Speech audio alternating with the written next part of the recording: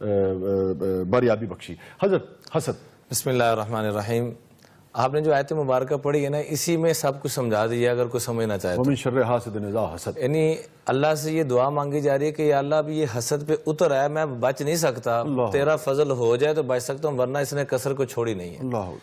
کائنات کے اندر جیسے تکبر بنیادی طور پہ ابتدا میں گناہ ہوا اور اس نے ساری تباہی مچائی، ایسے ہی حسد بھی بنیادی طور پہ اسی وقت سے تکبر بھی ان موضوعات میں سے ہے جو ہم ڈسکس کریں گے۔ جی تکبر بھی انہی موضوعات میں سے ہے، ابتدا میں جو ہوئے گناہ، یعنی کچھ گناہ ایسے ہیں جو ازل سے چلتے آ رہے ہیں، ان میں سے ایک حسد بھی ہے۔ ٹھیک ہے، حسد دیکھیں کہ شیطان نے بھی حسد کیا کہ ان کو اتنی کیوں عزت مل رہی ہے، یہ جو خاکی ہے، یہ خاکی ہے، میں ناری ہوں، ناری پہ کیسے، تو کیسے یہ معاملہ ہو گیا۔ اسی طریقے سے قابیل اور حابیل جو دو بھائیوں کا واقعہ، وہ بھی حسد کی بنیاد پر کہ اس کو کیوں خوبصورت یہ بیوی مل رہی ہے، یا اس کو کیوں یہ راحت مل رہی ہے، تو اس بنیاد پہ یہ تباہی مچائی گئی اور تباہی کائنات کے اندر وہاں سے یہ ابتدا ہوئی۔ حدیث پاک میں آتا ہے کہ یہ حسد وہ چیز ہے، ویسے تو مسلمان کو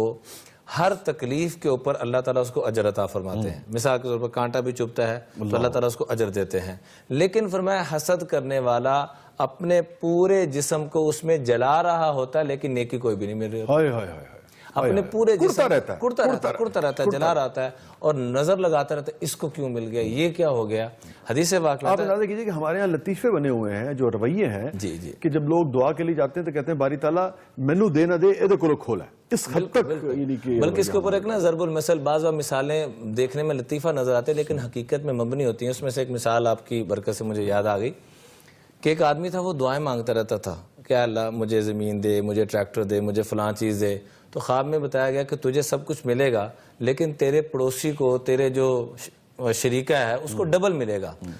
تو پہلے تو رد کر دی اس نے کہ نہیں مجھے نہیں ایسا چاہیے، پھر کہا چلو مجھے کچھ نہ کچھ تو ملے گا، تو خواب میں یہ دعا قبول ہوگی۔ اب دعا مانگتا ہے اللہ مجھے ٹریکٹر دے دے، اس کو ایک ملتا ادھر دو مل جاتے، ایک گائے مانگتا ادھر ایک آتی ادھر دو آ جاتی، کرتے کرتے معاملہ چلتا رہا شاہ جی۔ تو ایک دفعہ تنگ آ کے کہ ان کا اتنا مقام ہو گیا، میں کدھر بیٹھا ہوا ہوں، تو دعا کی اے اللہ میرے گھر کے آگے ایک کنواں اور اس کے گھر کے آگے دو کنویں، اے اللہ مجھے ایک کانا کر دے اس کو اندھا کر دے، آپ